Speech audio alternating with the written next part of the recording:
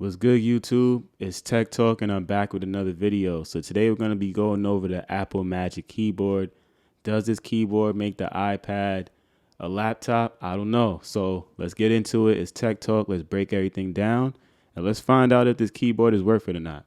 All right, so a keyboard is nothing without the keys, right? So we may as well start off with that. So off of first use, this keyboard is pretty good. So the main thing that I was looking for in a keyboard is something that has a trackpad, because the old keyboard that Apple came out with, the case, it was okay, it was cool, but the keys were trash. Like, just pressing down on it didn't feel like you were actually typing on the keyboard. This actually feels like you're typing on an actual laptop. And with the trackpad being there, it makes it a little bit more functional.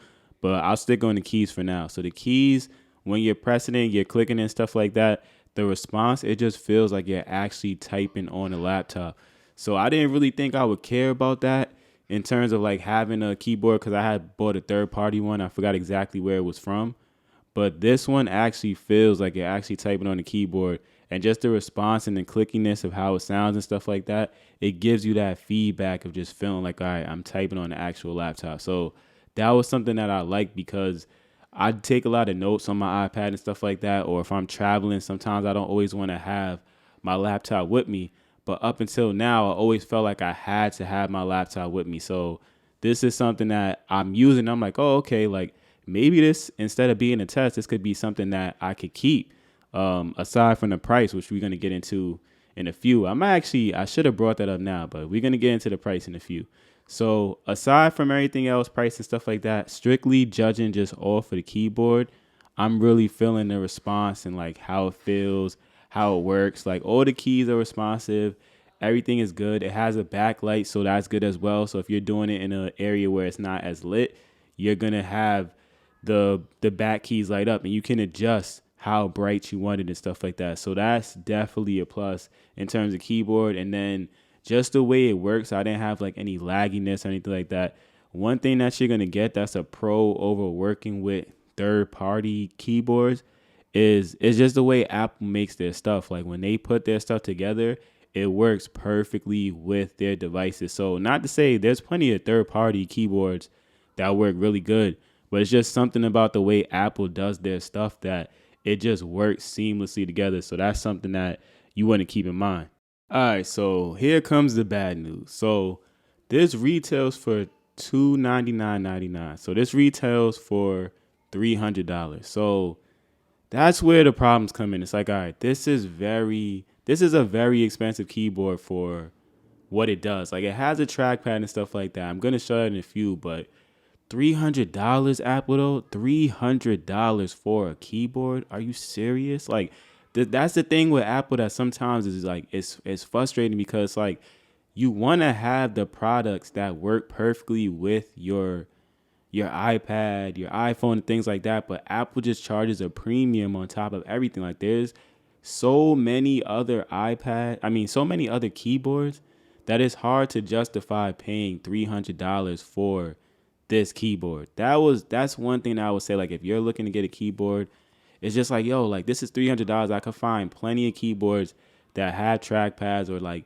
get a third party mouse or something or whatever to kind of balance everything out. It's just like, why is it $300? It just doesn't make sense. Like, it's a lot of money. And when you factor in, okay, say if you spent $799, or not even $799, say you spent $1,300, right, on a MacBook Pro or whatever.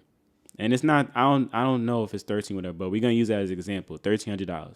So say I spend $799 on the iPad, or so that's like $800, and then I pay like another $1,100 for a keyboard. For all that, for $400 more, I could have just bought, or $300 more, $200 more, whatever case may be. Because now that I'm going on this tangent, I forgot my math. But what I'm trying to say is, I could have just bought a MacBook Pro for a little bit more money. So it's a little bit hard to justify that, just because of the way the OS on the iPad works. It doesn't actually function as a computer replacement. So it's hard to justify spending that much money on an iPad keyboard, because the iPad still functions as an iPad. It doesn't function as a computer. But then on the other hand, if you're somebody who just loves to have stuff work seamlessly with your products, and you just really like the way this keyboard works, because for what it does, it works very well. It's just like, man, like this keyboard is great. The trackpad is great, which you're going to get into, but it's like the price is just like, why is it $300? Why? Why does Apple always have to beat us over the head? That's one thing that I want to know. All right, so the trackpad makes everything just a lot more functional. So like if you put the cursor, like it looks like a circle instead of like an arrow or whatever. If you put that over, oh yeah, and my bad about the lighting right here. I'm still getting used to everything. I'm new to YouTube, lighting, all that stuff. So y'all just taking this journey with me, but it's gonna get better. But back to what I was saying. So the mouse just looks like a circle, but in terms of like scrolling and navigating your screen and stuff like that, it just makes everything easier. Instead of having to go from like typing and then touching the screen and stuff like that, you could focus everything like as if you were using a computer.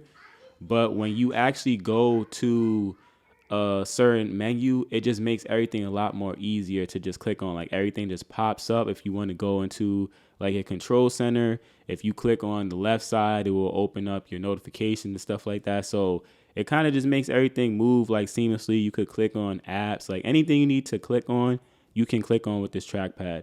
And the trackpad is smooth. It's not like there's like any like heavy like clickiness, like response, like with an iPad Pro or anything like that. But for what it does, like the trackpad is really good. So that's something that I liked. And just in terms of like navigating through different apps. So say if you're doing split screen and you're copying and pasting and doing different things or whatnot, this makes it a lot easier to just kind of like do a lot of things, like I was saying, when it comes to like note taking and stuff like that. So sometimes I might have Safari open and then I'll do something else in my notes and stuff like that. And I could easily do that with my other keyboard, but this one is just a little bit better to where I don't have to go, all right, type, then switch and touch the screen and stuff like that. For with the keyboard, I could just swipe around with the trackpad and do what I need to do. So I'm really feeling the trackpad. And as someone who sometimes just doesn't always want to use my doesn't always want to use my MacBook, this is really good functionality for what I need to do. All right, so some things that I don't like about the keyboard are like the case. Sometimes Apple, I don't know why they do this. Just the materials they use can be very fingerprinty, and sometimes if you place them on a table and stuff like that, you'll see that there'll be like a little bit of, not really like a film of anything like that, because it's not like I'm placing my iPad on anything dirty. But like if something was wet or something like that, just the material, just like how it wipes off isn't the best. So you'll see in a few, like there was something on the back of the case that I need to like wipe off. It could have just been from like fingerprints or letting my son use my iPad and maybe he had something on his hands. But that's something that I didn't really like, that I see a lot with like Apple cases and stuff like that. That happens a lot. But in terms of just like putting it in, it's pretty simple. All you have to do is just press it up right there. I was right here actually. I'm just trying to show you it has like a pass-through port. So instead of you having to plug it into the actual iPad, you can plug your USB-C port through the back and it will charge it. Not as fast, but it will charge it. And that's something that is good to make it feel like a laptop. As you can see, sometimes I get a little bit confused on which way to open it. Obviously, if you look at the camera, you'll know which way, but that's something else that could possibly be annoying for some people. And then in terms of like just moving the iPad, it pretty much can go a few angles and stuff like that to adjust to where you need it.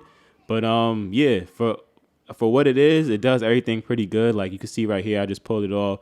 There's a magnet on the back and I put it back. So everything was cool when it came to that. But now let's get into like, should you buy it and like, who is this for?